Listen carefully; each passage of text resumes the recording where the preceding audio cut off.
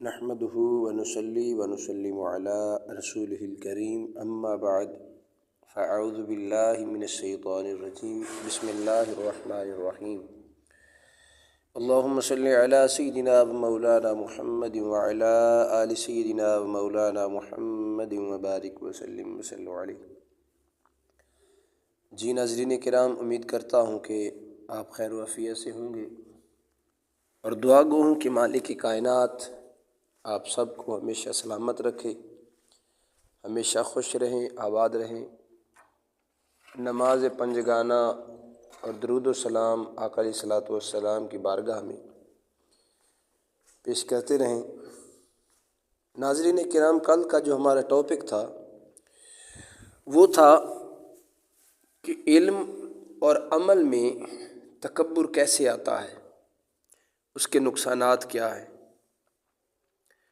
آج اسی موضوع کو تھوڑا آگے بڑھاتے ہوئے کہ حسن و جمال کی بنا پر تکبر، تو اس سے پہلے کہ میں اس کی ڈیٹیل میں جاؤں، احباب سے گزارش ہے کہ جتنے احباب چینل پہ نئے ہیں برائے مہربانی چینل کو سبسکرائب کر لیں، ساتھ میں لگے بیل آئیکن کو ضرور پریس کریں تاکہ ہر آنے والی ویڈیو کا نوٹیفیکیشن آپ احباب کو بآسانی مل سکے۔ تو چلتے ہیں ناظرین کرام ٹاپک کی طرف۔ حسن و جمال کی بنا پہ تکبر میں گرفتار خواتین و حضرات کو سوچنا چاہیے کہ ایک ایسی چیز پر اپنے بڑے پن اور کمال کی بنیاد رکھنا کہ جو کسی بھی وقت چھن سکتی ہے تو ہرگز مناسب نہیں ہے۔ ایسے حضرات کو چاہیے کہ کبھی کبھی ہسپتال میں جا کر ان لوگوں کو بغور دیکھیں کہ جو لوگ کبھی بے حد حسین ہوا کرتے تھے لیکن ناگہانی آفات نے انہیں جسم اور چہرے کے حسن سے محروم کروا دیا، اور اب وہ اس حال میں ہیں کہ جو انہیں دیکھتا ہے وہ نفرت سے چہرہ پھیر لیتا ہے۔ اسی طرح کبھی کبھی قبرستان جائیں اور وہاں جا کے قبروں کو دیکھیں، ان قبروں میں بڑے بڑے حسین و جمیل اپنے دور کے، جنہوں نے اپنے حسن کو بڑھانے کے لیے نہ جانے کتنی کوشش اور تگ و دو کی ہوگی، تو لیکن جب موت نے آ کے گھیرا ڈالا تو غریب کی جگہ بھی وہی ہے، امیر کی بھی وہی ہے، حسین و جمیل اس کی بھی وہی ہے، اور کوئی کالا ہے تو وہ بھی وہیں پہ سو رہا ہے۔ تو مطلب یہ ہوا کہ جس چیز کے ہمیں گھمنڈ اس چیز کا ہے جو ہماری ہے ہی نہیں۔ احباب ذی وقار، آج حسن پہ لوگ تکبر کر بیٹھتے ہیں، دوسروں کو حقیر سمجھتے ہیں، جبکہ انہیں اس بات کا علم نہیں ہے کہ آپ کو پیدا کرنے والا بھی اللہ رب العزت کی ذات ہے، اور جس پر آپ تکبر کر رہے ہیں، جسے حقیر سمجھ رہے ہیں، اس کا خالق بھی اللہ رب العزت کی ذات ہے۔ اب آپ اس کو حقیر نہیں سمجھ رہے، معاذ اللہ آپ اللہ رب العزت کی تخلیق کو معاذ اللہ ادنا سمجھ رہے ہیں اور اپنے آپ کو پتہ نہیں کیا کچھ سمجھ رہے ہیں۔ تو اپنے حسن و جمال پہ تکبر کرنا یہ اللہ رب العزت کی بارگاہ میں ہرگز پسند نہیں ہے، اور یہ جہنم کا سبب بننے والا عمل ہے۔ تو لہٰذا کبھی بھی اپنے آپ کو زیادہ تکبر کی طرف نہ لے جائیں۔ کبھی کبھی قبرستان جائیں اور غور سے دیکھیں کہ ان قبروں میں مدفون لوگوں میں بہت سے حسین و جمیل چہرے، خوبصورت بدن، ظاہری جمال کی دولت سے مالا مال تھے، لیکن موت کا شکار ہو جانے کے بعد وہ تمام تکبر خاک میں مل گیا، وہ تمام حسن خاک میں مل گیا، اور آج ان کا حال پوچھنے والا کوئی نظر نہیں آتا۔ کل جو لوگ ان کے حسن و جمال کی تعریف کرتے ہوئے نہ تھکتے تھے، آج کسی اور کی جانب متوجہ ہو گئے، تو لہٰذا بہتر یہی ہے کہ انسان تکبر کی بجائے عاجزی اختیار کرے، تاکہ ان کی جانب سے محبت حاصل کرنے والے ان کے مرنے کے بعد بھی انہیں دعاؤں میں یاد رکھیں۔ احباب ذی وقار، میں نے کل بھی آپ کو عرض کیا تھا کہ اللہ رب العزت جس بندے کو جتنی کوئی نعمت زیادہ عطا فرمائے، اس کا اتنا زیادہ حق ہے کہ وہ عاجز بن کے رہے، اتنی زیادہ مالک کی بارگاہ میں جھکنے والا بنے، اتنا زیادہ دوسروں سے محبت کرنے والا بنے، وہ چاہے عابد ہو، چاہے وہ علماء ہوں، اسی طرح آج جو ہے چاہے وہ حسین و جمیل ہو۔ حسن و جمال اللہ رب العزت کی عطا ہے، تو آپ جتنا جھک کے رہیں گے اللہ رب العزت کی ذات آپ پر اتنا زیادہ خوش ہوگی۔ وہ مالک خوش ہوگا جب آپ اس مالک کی دی ہوئی نعمت کا شکر ادا کریں گے۔ قرآن مجید میں اللہ رب العزت نے ارشاد فرمایا ہے کہ اگر تم میرا شکر کرو گے تو میں تمہیں اور زیادہ عطا کروں گا۔ تو اللہ رب العزت کی کسی ایک نعمت پر آپ جتنے شکر گزار بندے بنیں گے، اللہ اس نعمت کو اور بڑھا دے گا۔ لَإِن شَكَرْتُمْ لَأَزِيدَنَّكُمْ، اگر تم شکر ادا کرو گے تو میں تمہیں اور عطا کروں گا۔ تو حسن و جمال اللہ کی نعمت ہے، تو جس کو اللہ رب العزت کی ذات نے عطا فرمایا ہے اس کا حق یہ بنتا ہے کہ اتنا زیادہ اللہ رب العزت کی بارگاہ میں عاجزی پیش کرے، اس کی مخلوق کے ساتھ اتنی زیادہ محبت کرے، اخلاق سے پیش آئے، تکبر کو اپنے سے دور کر دے۔ تو جب وہ یہ عمل کرے گا تو اللہ رب العزت یقیناً اس کے ظاہر اور باطن کے حسن کو اور زیادہ بڑھا دے گا۔ ایک ظاہری حسن ہوتا ہے، ایک باطنی حسن ہوتا ہے۔ ظاہری حسن یہی ہے کہ جو چہرے پہ نظر آتا ہے، اور باطنی حسن یہ ہے کہ اس بندے کے سینے میں اچھا گمان ہو، مومن کے بارے میں برا گمان نہ کرے، جھوٹ، غیبت، چغلی، حسد، تکبر، ان سارے برے اعمال سے اس کا باطن پاک ہو، تو یہ باطن کا حسن ہے۔ تو اللہ رب العزت اس کو ظاہر اور باطن دونوں کا حسن عطا فرما دیتا ہے، جو اس مالک کی بارگاہ میں شکر کرنے والا بنتا ہے، جو عاجزی کرنے والا بنتا ہے۔ تو احباب ذی وقار، لہٰذا ہمیں چاہیے کہ ہم ہر وقت اللہ رب العزت کی بارگاہ میں عاجزی سے پیش آئیں۔ آگے ہے جی مال و دولت اور لباس میں تکبر۔ یہ ہم مال و دولت کی بنا پر جتنے بھی احباب، جتنے لوگوں کے پاس جتنا زیادہ مال ہے، اکثر ان کے اندر یہ تکبر پایا جاتا ہے کہ غریب پہ وہ اپنے آپ کو فوقیت اور برتر سمجھتے ہیں، اپنے آپ کو فوقیت دیتے ہیں، اور جس کے پاس مال کی کمی ہے اس کو حقارت کی نگاہ سے دیکھا جاتا ہے۔ احباب ذی وقار، کبھی سوچا کریں کہ جس مالک نے آپ کو لاکھوں کا مالک بنایا ہے، وہ مالک اگر اس غریب مزدور کا شخص جو مزدوری کرتا ہے دن رات، اگر مالک اس کو لاکھوں پتی بنا دیتا تو کیا مالک کے خزانے میں کمی آنی تھی؟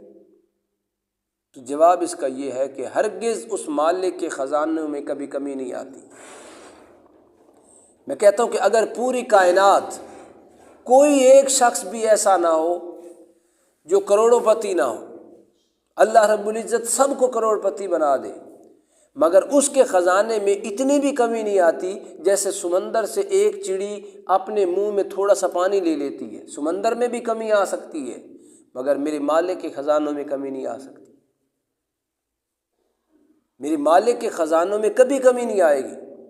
اسی لیے تو فرمایا، میرے آقا علیہ الصلوۃ والسلام فرماتے ہیں کہ ہر شخص کو جو جنت ملے گی تو جنت میں سونے اور چاندی کی اینٹیں ہوں گی، ان کے بنے ہوئے مکان اور محلات ہوں گے۔ اب بتائیے یہ خزانے کس کے ہیں؟ یہ جو سونے اور اینٹوں کے محل ہیں۔ اور اگلی قابل توجہ بات ہے، آقا علیہ الصلوۃ والسلام ارشاد فرماتے ہیں جنت میں جو سب سے لو لیول، ادنا درجے کا جنتی ہوگا، اس کی جائیداد، اس کے مکان، اس کے محلات کو آپ غور سے سماعت فرمائیں کہ وہ کتنے ہوں گے۔ میرے آقا کریم فرماتے ہیں کہ جو سب سے لو لیول کا جنتی ہوگا اس کے پاس جنت کی اتنی جائیداد ہوگی، اس دنیا سے 10 گنا بڑھ کر اس کے پاس جائیداد ہوگی جو ادنا درجے کا جنتی ہوگا۔ تو جو ادنا درجے کا جنتی ہوگا اس کے لیے اتنی جائیداد اور یہ سونے اور چاندی کے بنے ہوئے محلات، میرے آقا کریم فرماتے ہیں کہ جنت کے اندر جو گرد و غبار ہوگی، جس طرح مٹی آج ہمارے ہاں اڑتی ہے، یہ جو گرد و غبار ہوگی یہ زعفران کی ہوگی۔ تو اللہ رب العزت کی نعمت جنت ہے، تو کیا مالک کے خزانے میں کمی ہے جو اتنی قیمتی جنت اس مالک نے بنا رکھی ہے؟ اب وہ جنت کتنی بڑی ہے آپ خود سوچ سکتے ہیں کہ لو لیول کا جنتی اس دنیا سے 10 گنا زیادہ جائیداد کا مالک ہے، تو جو سب سے اعلیٰ درجے کا جنتی ہوگا نہ جانے اس کے پاس کتنی ہوگی۔ تو مطلب یہ ہوا ناظرین کرام کہ اس کے خزانے میں کسی چیز کی کمی نہیں ہے، وہ دنیا میں کروڑ پتی بنا سکتا ہے، مگر یہ دنیا ہر انسان کے لیے امتحان گاہ ہے۔ امیر کے لیے بھی امتحان ہے، غریب کے لیے بھی امتحان ہے۔ امیر کے لیے امتحان اس طرح ہے کہ یہ غریبوں کا خیال کتنا رکھتا ہے، اور غریب کے لیے امتحان یہ ہے کہ کہیں غربت کا مارا میرا گلہ شکوہ تو نہیں کرتا، کیا میری عطا پہ راضی رہتا ہے یا شکوے کرتا ہے، یا لوگوں کے پاس جا کے ہاتھ پھیلاتا ہے میری بارگاہ کو چھوڑ کر۔ تو یہ دونوں کے لیے امتحان ہوتا ہے۔ تو جو امیر ہے اس کے لیے بہت سخت امتحان ہے۔ ایک امتحان تو یہ ہے کہ کیا یہ غریبوں پہ خرچ کرتا ہے یا نہیں کرتا، اور دوسرا امتحان یہ ہے کہ یہ اللہ رب العزت دیکھنا یہ چاہتا ہے کہ کیا پیسے کی بنا پہ، مال و دولت کی بنا پہ اس کے سینے میں تکبر تو نہیں آیا۔ یہ وہ دولت ہے جو میں اگر چھیننا چاہوں تو ایک لمحے میں چھین سکتا ہوں، اس سے واپس لے لوں، لیکن میں دیکھنا یہ چاہتا ہوں کہ آیا اس مال و دولت کی بنا پر غریب کو رسپیکٹ دیتا ہے کہ نہیں دیتا، رسپیکٹ غریب کی قدر کرتا ہے کہ نہیں کرتا۔ میرے آقا علیہ الصلوۃ والسلام کے دیوانوں، جو غریب ہیں ان کو ایک خوشخبری ہے حضور کی طرف سے، بس مالک کا شکوہ نہ کریں، اللہ نے جس حال میں رکھا ہے اس حال میں خوش رہنے کی کوشش کریں، اسی حال میں خوش رہیں۔ تاجدار کائنات صلی اللہ علیہ وآلہ وسلم نے ارشاد فرمایا، امیر سے 500 سال پہلے جنتی جو جائے گا، جنت میں جائے گا، وہ غریب جائے گا، اور غریب سے حساب و کتاب بھی کم ہوگا۔ تو لہٰذا غریب کے لیے بھی امتحان ہے کہ وہ کہیں مالک کا شکوہ نہ کر بیٹھے، اور امیر کے لیے بھی امتحان ہے کہ وہ غریبوں کا خیال کتنا رکھتا ہے۔ احباب ذی وقار، علمی علاج کے سلسلے میں دوسری قابل نفع چیز تکبر کی ضد یعنی عاجزی کے فضائل۔ اب عاجزی کے فضائل پہ تھوڑا غور کریں کہ ایک طرف تکبر ہے جو بندے کو شیطانیت کی طرف لے کے جاتا ہے، جو بندے کو اللہ رب العزت کی بارگاہ سے دور کر دیتا ہے۔ اس کے برعکس جو عاجزی ہے وہ کیا عطا فرماتی ہے، ذرا ملاحظہ فرمائیں۔ حضرت ابو ہریرہ رضی اللہ تعالی عنہ، آپ اس حدیث کے راوی ہیں، آپ فرماتے ہیں کہ رسول اللہ صلی اللہ تعالی علیہ وآلہ وسلم نے ارشاد فرمایا، جو شخص اللہ رب العزت کی رضا کے لیے عاجزی اختیار کرتا ہے، اللہ رب العزت اسے رفعت اور بلندی عطا فرما دیتا ہے۔ اس بندے کا درجہ اللہ دنیا اور آخرت میں بلند کر دیتا ہے جو بندہ اللہ رب العزت کی رضا کی خاطر عاجزی اختیار کرتا ہے۔ اس عاجزی اختیار کرنے میں بھی نیت اللہ رب العزت کی رضا ہو، کہیں دنیا کو دکھانا نہ ہو کہ آپ دنیا کے سامنے جب جائیں، لوگوں کے سامنے جب بیٹھیں تو بڑی عاجزی کے ساتھ پیش آئیں، دل کے اندر خیال یہ نہ ہو کہ دنیا والے کہیں بڑا عاجز ہے، یہ ریاکاری ہے۔ انشاءاللہ ریاکاری کے ٹاپک پہ بھی گفتگو ہوگی۔ تو مطلب یہ ہے کہ اللہ رب العزت کی رضا کے لیے عاجزی کرنا، اس مالک کی بارگاہ میں عاجزی پیش کرنا، یہ اتنا بڑا درجہ ہے کہ اللہ رب العزت اس کے دنیا اور آخرت میں مقام رفعت کی بلندی عطا فرما دیتا ہے۔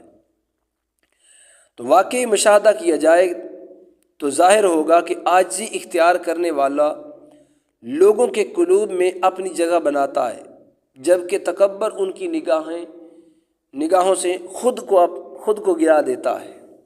حضرت ایاز رضی اللہ تعالی عنہ سے مروی ہے، تاجدار کائنات صلی اللہ علیہ وآلہ وسلم نے ارشاد فرمایا، بے شک اللہ رب العزت نے میری جانب وحی نازل فرمائی کہ تم لوگ عاجزی اختیار کرو یہاں تک کہ کوئی کسی دوسرے پر فخر نہ کرے، کسی دوسرے کو فخر بالکل نہ ہو، چاہے وہ علم کی بنا پہ ہو، عمل کی بنا پہ ہو، یا حسن و جمال کی بنا پہ ہو، دولت کی بنا پہ ہو، کسی بھی صورت میں کسی دوسروں پر فخر نہ کیا جائے۔ یہ فخر کرنے کے لائق اگر کوئی ذات ہے تو اللہ رب العزت کی ذات ہے۔ شان کبریائی کی شان ذات جو ہے لائق وہ اللہ رب العزت کی ذات ہے۔ ہم انسان اس مالک کی مخلوق ہیں، ہمیں اس نے اپنی مخلوق میں رکھا ہے، اور مخلوق کو کبھی زیب نہیں دیتا کہ یہ کسی دوسرے پر فخر کرے۔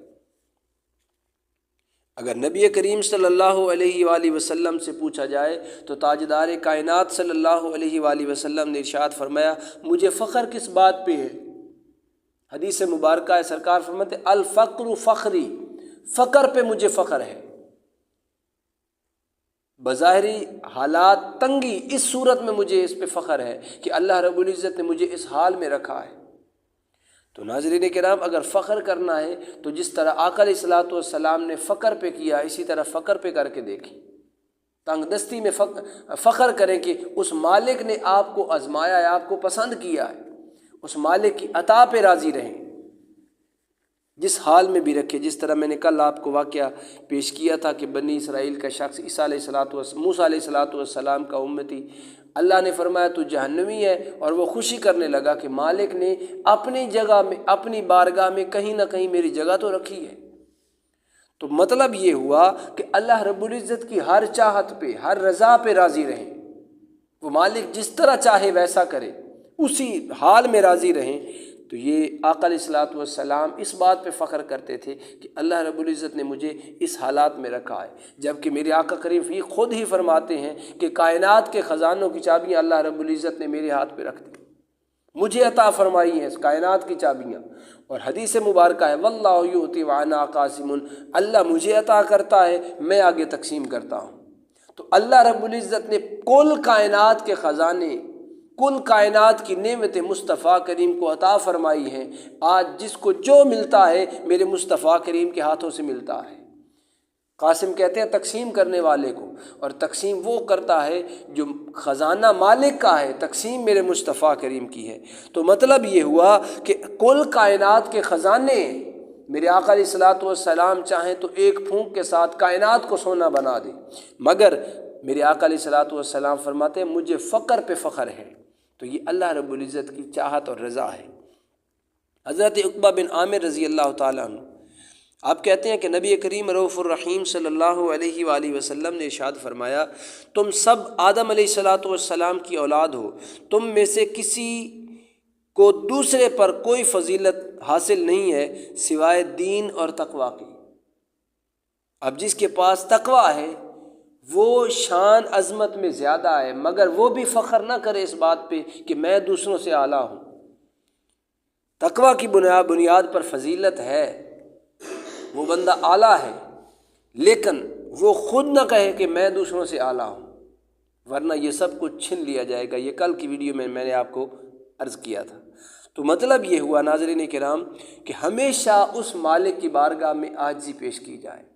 بزرگ احباب فرماتے ہیں کہ جو ٹہنی جھک کے رہتی ہے وہ ہمیشہ پھل دار وہی ہوتی ہے، اور جو اکڑ کے رہتی ہے اس پہ کبھی پھل نہیں لگتا۔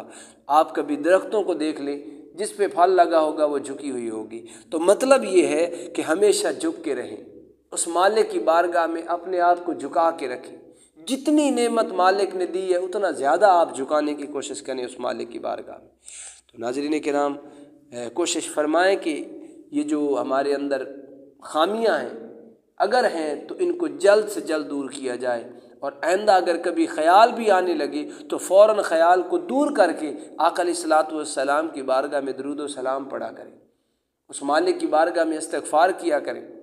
اور ایک اور میں آپ کو بڑا کمال کا اپنی تجربے کی بنا پہ بتانے لگا ہوں کہ اگر چاہتے ہیں آپ کہ آپ ان تمام امراض سے محفوظ رہیں، تکبر سے، حسن و جمال کی وجہ سے آپ محفوظ رہیں، تو احباب ذی وقار کوشش کریں کہ جو حسن میں کم ہیں آپ ان کے پاس بیٹھیں، ان کو زیادہ ٹائم دیں، ان کے ساتھ اچھے رویے سے پیش آئیں، آپ کے سینوں میں کبھی تکبر نہیں آئے گا۔ آپ ایسے غریبوں کو اپنے پاس بٹھائیں جن کے پاس مال و دولت بہت کم ہے، ان کے پاس بیٹھیں، ان کے دکھ سکھ میں شریک ہوں۔ اگر آپ ان کے دکھ سکھ میں شریک ہوتے ہیں، ان کو اپنے پاس بٹھاتے ہیں، آپ ان کے پاس چل کے جاتے ہیں، میں کہتا ہوں کبھی بھی تکبر آپ کے سینوں میں پیدا نہیں ہوگا، تکبر نہیں آ سکتا۔ اور آخری جو میں طریقہ آج بتانے لگا ہوں وہ اس سے بھی کمال درجے کا ہے۔ احباب ذی وقار، مسجد کی صفائی کرنے والا شخص ہر قسم کے تکبر سے بچا رہتا ہے۔ مسجد کی صفائی کرنے والا شخص، وضو خانہ، واش روم اور دیگر مسجد کے صحن کی صفائی کرنے والا شخص ہر قسم کے تکبر سے بچا رہتا ہے۔ جی ناظرین کرام، حضرت مولا علی المرتضیٰ شیر خدا کرم اللہ وجہہ الکریم آپ فرماتے ہیں کہ آقا علیہ الصلوۃ والسلام نے ایک یہودی سے ایک مدت تک قرض لیا۔ جو ٹائم بنا اس سے پہلے وہ قرض لینے کے لیے آقا علیہ الصلوۃ والسلام کی بارگاہ میں حاضر ہوا۔ اس نے کہا جی کہ میرا قرض واپس کرو۔ نبی کریم رؤوف الرحیم صلی اللہ علیہ وآلہ وسلم نے ارشاد فرمایا کہ اس وقت میرے پاس تمہارا قرض ادا کرنے کے لیے کچھ نہیں ہے۔ تو وہ چونکہ یہودی تھا، اس نے کہا آقا یا رسول اللہ، اگر آپ کے پاس کچھ نہیں ہے تو پھر ایسے کریں کہ جب تک آپ میرا قرض ادا نہیں کرتے تب تک آپ میرے پاس رہیں گے۔ آقا علیہ الصلوۃ والسلام نے فرمایا ٹھیک ہے، جب تک میں قرض ادا نہیں کرتا میں تیرے پاس ہی رہوں گا۔ تو حدیث مبارکہ میں آتا ہے کہ نبی پاک صلی اللہ علیہ وآلہ وسلم نے ظہر کی نماز، عصر، مغرب، عشاء اور دوسرے دن فجر کی نماز آپ نے وہیں ادا کی، اسی کے پاس۔ اب کسی کے ذہن میں سوال پیدا ہو کہ آقا علیہ الصلوۃ والسلام کے پاس کچھ نہیں تھا، یا معاذ اللہ صحابہ کرام نے بھی قرض حضور کا ادا نہ کیا، تو بات یہ نہیں تھی۔ اللہ رب العزت کی ذات جو ہے وہ کچھ اور دکھانا چاہتی تھی کائنات والوں کو، اور آقا علیہ الصلوۃ والسلام بھی کچھ دکھانا چاہتے تھے۔ اب آئیے ذرا اگلی بات اس کو سمجھتے ہیں۔ دوسرے دن جب سورج بلند ہوا تو وہ یہودی آیا اور اس نے اللہ رب العزت کی وحدانیت اور آقا علیہ الصلوۃ والسلام کی رسالت کی گواہی دیتے ہوئے بولا اشہد ان لا الہ الا اللہ واشہد انک رسول اللہ، میں گواہی دیتا ہوں کہ اللہ کے سوا کوئی عبادت کے لائق نہیں، اور بے شک آپ اللہ رب العزت کے مقرب رسول کریم صلی اللہ علیہ وآلہ وسلم ہیں۔ پھر عرض گزار ہوا کہ میں نے اپنا آدھا مال اللہ کی راہ میں خرچ کر دیا۔ میں نے جو کچھ آپ سے سلوک کیا یہ صرف اس لیے تھا کہ آپ میں وہ صفات دیکھ لوں جو تورات میں مذکور ہیں۔ وہ صفات یہ ہیں کہ محمد مصطفیٰ صلی اللہ علیہ وآلہ وسلم حضرت عبداللہ کے بیٹے ہیں، ان کی جائے ولادت مکہ میں، ہجرت کی جگہ مدینہ ہے، ان کی سلطنت شام میں ہے، نہ سخت دل ہیں نہ سخت زبان ہیں، نہ بازاروں میں شور مچانے والے، نہ بری باتوں سے متصف ہیں، اور نہ ہی سخت برے کلام کرنے والے ہیں۔ میں گواہی دیتا ہوں کہ اللہ کے سوا کوئی عبادت کے لائق نہیں، اور بے شک آپ اللہ کے رسول ہیں۔ یہ میرا مال ہے، آپ اس کے بارے میں وہ فیصلہ فرمائیں جو اللہ رب العزت نے آپ کو ارشاد فرمایا ہے۔ تو راوی لکھتے ہیں یعنی مولا علی المرتضیٰ فرماتے ہیں کہ وہ یہودی بڑا مالدار تھا، اس نے سارا مال حضور کی بارگاہ میں پیش کر کے عرض کیا آقا یا رسول اللہ، یہ میرا مال آپ کے پاس ہے، جس طرح اللہ رب العزت نے حکم دیا ہے اس مال کو ویسے ہی خرچ کر دیا جائے۔ تو ناظرین کرام، دیکھا کہ تورات میں آقا علیہ الصلوۃ والسلام کی صفات دیکھیں، سخت دل نہیں تھے، تو تکبر کرنے والا سخت دل ہوتا ہے۔ تورات میں آقا علیہ الصلوۃ والسلام کی شان لکھی ہے کہ سخت زبان نہیں تھے۔ تو ہم پیچھے میں نے آپ کو عرض کیا تھا کہ جو جھڑک کے بات کرتا ہے، یعنی دوسروں کو جھڑک کے بات کرنا، دوسروں کو حقیر سمجھ کے بات کرنا، وہ سخت زبان کا سخت ہوتا ہے۔ تو آقا علیہ الصلوۃ والسلام سخت زبان بھی نہیں تھے۔ بازاروں میں شور مچانے والے تو شور ہمیشہ وہی مچاتے ہیں جن کے اندر تکبر ہوتا ہے، جو عاجزی والے ہوتے ہیں وہ بات آستگی سے کرتے ہیں، اسی طرح بری باتیں نہیں کرتے۔ تو میرے آقا علیہ الصلوۃ والسلام کی یہ صفات پانے کے لیے یہودی نے آقا علیہ الصلوۃ والسلام کو آزمایا، قرض دے کر ٹائم سے پہلے قرض کا مطالبہ کر دیا۔ تو ناظرین کرام، آقا علیہ الصلوۃ والسلام کی صفات مبارکہ دیکھیں۔ حضرت اسید بن حضیر رضی اللہ تعالیٰ عنہ کہتے ہیں کہ میں لوگوں کو اپنی مزاحیہ باتوں سے ہنسا رہا تھا کہ رسول اللہ صلی اللہ علیہ وآلہ وسلم نے ملاحظہ فرمایا تو میرے پہلو میں ایک لکڑی چبو دی۔ میں نے عرض کیا مجھے اس کا بدلہ دیجیے، فرمایا ٹھیک ہے لے لو۔ تو میں نے عرض کیا کہ آپ نے قمیض پہنی ہوئی ہے، جبکہ میں نے اس وقت قمیض اتاری ہوئی تھی۔ تو آپ نے یہ سن کر اپنی قمیض مبارک اٹھا دی کہ فوراً آپ اس سے لپٹ گئے اور پہلو کو بوسہ دیا۔ عرض کیا آقا یا رسول اللہ صلی اللہ علیہ وآلہ وسلم، میرا صرف یہی ارادہ تھا۔ تو ناظرین کرام، مطلب یہ ہے کہ آقا علیہ الصلوۃ والسلام نے اگر ان کو سمجھانے کی خاطر اگر ایک سٹک، ایک لکڑی اگر تھوڑی سی لگائی ہے یا اسے تھوڑی سی تکلیف محسوس ہوئی ہے، تو آقا علیہ الصلوۃ والسلام نے خود ہی فرمایا کہ اس کا بدلہ لے لو۔ تو یہ وہی کر سکتا ہے جس کے سینوں میں تکبر نہ ہو۔ متکبر شخص کبھی بدلہ دینے کے لیے تیار نہیں ہوتا۔ متکبر شخص کبھی بھی کسی کے سامنے جھکنا گوارا نہیں کرتا۔ تو یہ بدلے کے لیے اپنے آپ کو پیش کر دینا، یہ عاجزی کی معراج ہے۔ جب عاجزی عروج پہ پہنچتی ہے، جب عاجزی اس مقام تک پہنچتی ہے کہ غلام کو آقا کہے کہ آپ مجھ سے بدلہ لے لیں، تو یوں سمجھیں کہ یہ عاجزی کی معراج ہے۔ آقا علیہ الصلوۃ والسلام نے کائنات والوں کو میسج دیا ہے کہ میری امت کبھی کسی مغالطے میں نہ رہنا، بلکہ جب بھی کبھی کسی سے کوئی معاملہ درپیش آ جائے، کسی کے ساتھ زیادتی کر بیٹھو، تو اپنے آپ کو اس قدر عاجزی سے پیش کرو اس کے سامنے کہ وہ اگر بدلہ بھی مانگے تو اس کا بدلہ دے دیا جائے، اس کا بدلہ دیا جائے۔ تو ناظرین کرام، پتہ یہ چلا کہ تکبر جو ہے یہ انسان کو اللہ رب العزت کی بارگاہ سے دور کرتا ہے، اور یہ جو عاجزی ہے یہ اللہ رب العزت کے قریب کرتی ہے۔ تو عاجزی سے پیش آئیں۔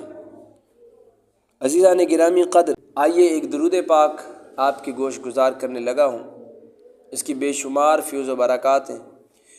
اس درود پاک کے پڑھنے سے دل میں عاجزی پیدا ہوتی ہے، ہر قسم کا تکبر، ہر قسم کی ریا، ہر قسم کی باطنی امراض سے بندہ محفوظ رہتا ہے۔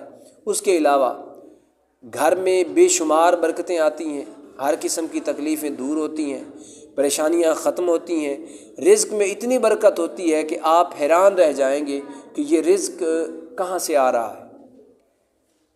اتنا رزق آئے گا کہ میں کہتا ہوں غربت ختم ہو جائے گی، آپ کا دل اتنا غنی ہو جائے گا کہ آپ کو کسی چیز کی طلب ہی باقی نہیں رہے گی۔ اس درود پاک کو پڑھنا ہے اور کوشش فرمائیں کہ گھر کا ہر فرد اس درود پاک کو ضرور پڑھے۔ آئیے ذرا وہ درود پاک سماعت فرمائیں۔ بسم اللہ الرحمن الرحیم، اللہم صلی وسلم علی سیدنا و مولانا محمد النبی عدد من صلی علیہ من خلقک وصلی علی محمد النبی کما ینبغی لنا ان نصلی علیہ وصلی علی محمد النبی کما امرتنا ان نصلی علیہ۔ جی ناظرین کرام، یہ وہ درود پاک ہے جس کی برکت سے آپ ظاہری باطنی امراض سے محفوظ ہو سکتے ہیں، گھر میں بے شمار برکتیں آئیں گی۔ اور اس کی ایک اور فضیلت یہ ہے کہ اس درود پاک کو اگر کوئی صبح کے وقت 10 مرتبہ پڑھتا ہے تو اللہ رب العالمین اس کو ساری کائنات کے درود پاک پڑھنے کے برابر مالک کائنات اسے ثواب عطا فرمائے گا۔ تو ناظرین کرام، میں امید کروں گا کہ آج کی یہ ویڈیو آپ کو پسند آئے گی۔ ویڈیو پسند آئے تو برائے مہربانی ویڈیو کو لائک کر دیں، اگر آپ چینل پہ نئے ہیں تو چینل کو سبسکرائب کر دیں تاکہ میری ہر آنے والی ویڈیو کا نوٹیفیکیشن آپ احباب کو بآسانی مل سکے۔ مالک کائنات آپ کو دارین کی خوشیاں نصیب فرمائے، ہمیشہ شاد رہیں، آباد رہیں، آقا علیہ الصلوۃ والسلام کی بارگاہ میں درود و سلام کا نذرانہ پیش کرتے رہیں۔ السلام علیکم ورحمۃ اللہ وبرکاتہ۔